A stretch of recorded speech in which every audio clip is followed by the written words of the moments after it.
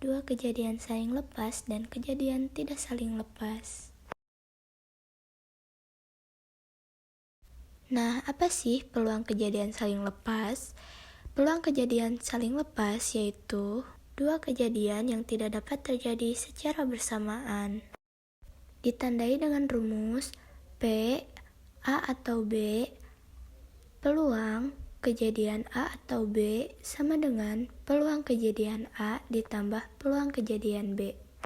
Sedangkan peluang kejadian tidak saling lepas yaitu dua kejadian yang dapat terjadi secara bersamaan. Ditandai dengan rumus PAB, peluang kejadian A dan kejadian B sama dengan PA, peluang kejadian A ditambah PA iris B, peluang kejadian A irisan kejadian B. Jika dijelaskan secara singkat melalui diagram Venn, pada diagram saling lepas, anggota A dan anggota B terpisah, tidak ada anggota yang sama. Sedangkan pada diagram tidak saling lepas, anggota A dan anggota B memiliki anggota yang sama sehingga terjadinya irisan. Untuk lebih jelas, kita akan memberikan contoh soal. Soal yang pertama yaitu, dalam sebuah kotak terdapat 6 kelereng merah dan 4 kelereng biru. Tentukan peluang terambil kelereng merah atau biru pada pengambilan sebuah kelereng dari kotak itu.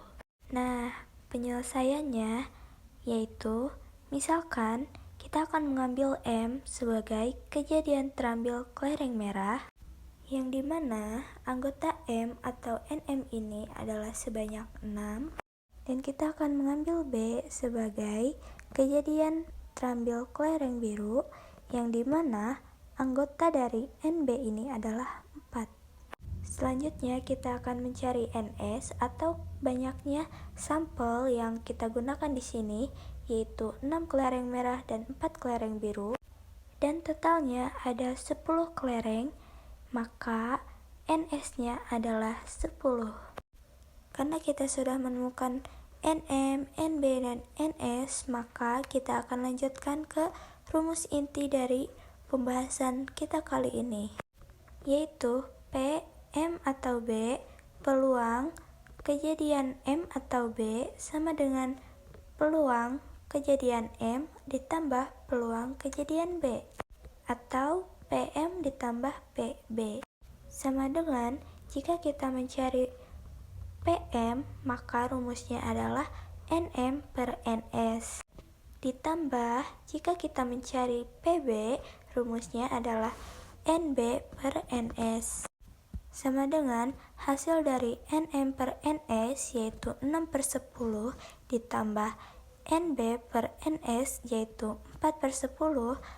Jika dijumlahkan hasilnya adalah 10/10. Nah, hasil dari 10/10 ini adalah 1. Jadi, peluang terambil kelereng merah atau biru pada pengambilan sebuah kelereng dari kotak adalah 1. Kita lanjut ke contoh soal nomor 2. Nah, seperti yang teman-teman lihat di sini ada sebuah tabel dengan 6 kotak ke vertikal dan horizontal. Dan kalian tahu gak 6 kotak ini apa? Jadi, sebuah dadu itu memiliki 6 mata, yaitu 1, 2, 3, 4, 5, dan 6.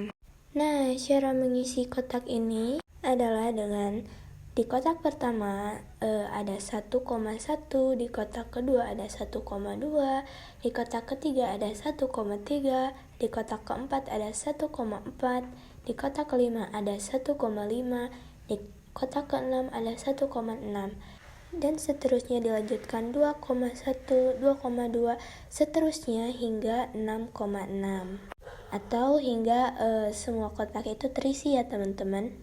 Setelah semua kotak terisi, dan inilah sampel dari 2 buah dadu.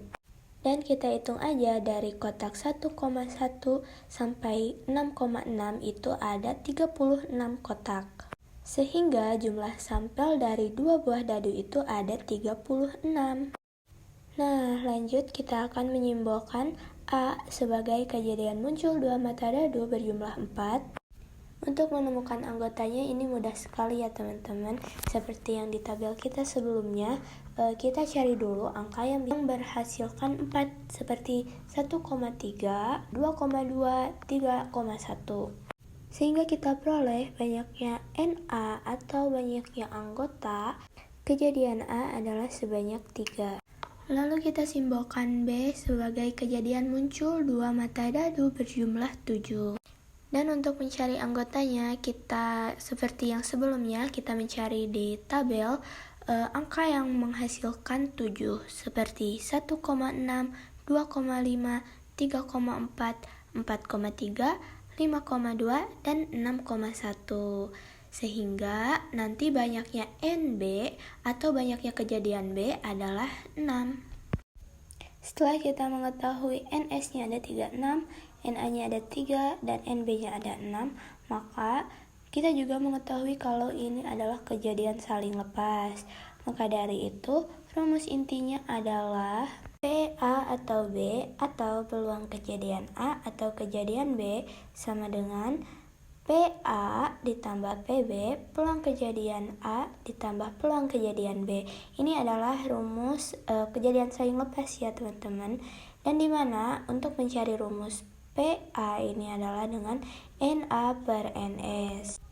Dan untuk mencari rumus PB ini adalah dengan NB per NS. Jadi rumus NA per NS ditambah NB per NS sama dengan 3 per 36 ditambah 6 per 36 sama dengan jika dijumlahkan jadi 9 per 36.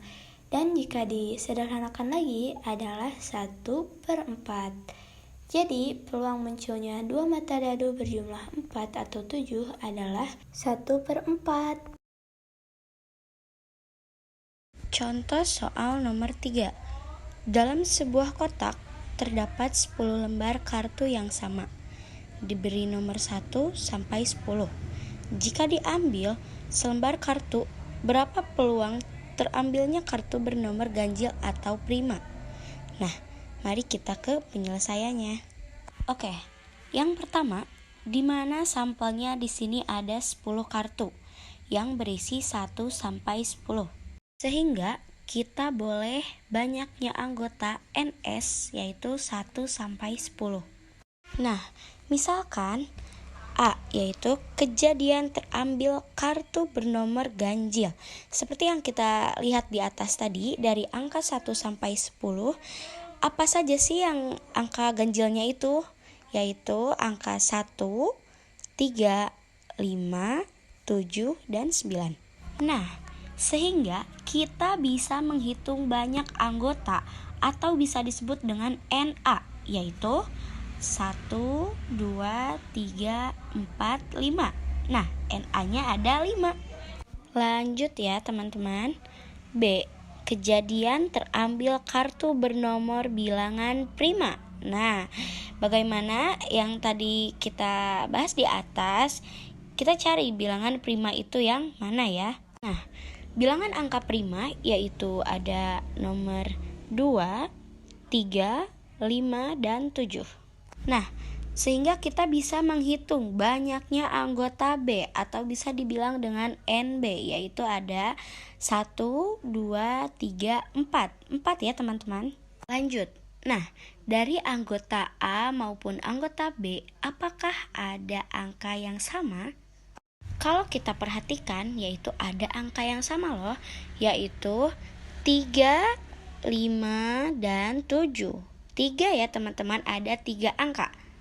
Karena ada anggota yang sama, itu artinya kejadian ini merupakan kejadian tidak saling lepas. Maka A irisan B yaitu angka yang dibawa dari persamaan anggota A ataupun anggota B, yaitu 3, 5, 7. Marilah kita masuk ke rumus inti ya. Maka PA atau B sama dengan PA ditambah PB dikurangi PA irisan B. Sama dengan PA itu rumusnya NA per NS. Lalu ditambah PB itu rumusnya NB per NS. Lalu dikurang PA irisan B itu rumusnya NA irisan B per NS. Sama dengan NA-nya 5 dan NS-nya 10, maka NA per NS di sini nilainya 5 per 10. Lalu ditambah NB per NS, kita tulis 4 per 10. Lalu dikurang NA irisan B yaitu 3. NS-nya tetap sama yaitu 10. Maka NA irisan B per NS yaitu 3 per 10. Sama dengan, di sini ketiga penyebutnya sudah sama ya teman-teman. Maka langsung saja kita operasikan bagian atasnya. 5 ditambah 4 yaitu 9, lalu 9 dikurangi 3 hasilnya 6. Di atas 6 di bawah 10, maka jawabannya yaitu 6 per 10. Nah, sebenarnya jawaban kita di sini sudah benar ya. Namun masih bisa disederhanakan, yaitu 6 per 10 bisa dibagi dengan angka 2. Nah, 6 dibagi 2 hasilnya 3, sedangkan 10 dibagi 2 hasilnya 5. Jadi jawaban dari soal nomor 3 yaitu 3 per 5. Nah, sekian pembahasan kejadian saling lepas dan tidak saling lepas dari kelompok kami, yaitu kelompok 5. Wassalamualaikum warahmatullahi wabarakatuh.